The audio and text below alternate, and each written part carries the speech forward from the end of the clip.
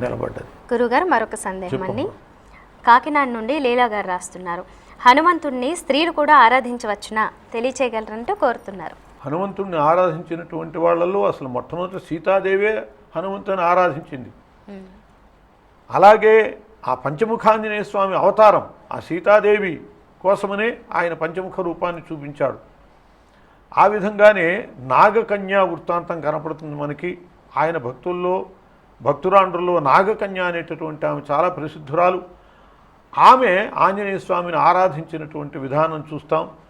అలా లోకంలో ఆంజనేయ స్వామిని ఆడవాళ్ళు పూజించటం అనేటటువంటిది ఉన్నది, అది పద్ధతే తప్పితే దానికేమీ భిన్నత లేదు.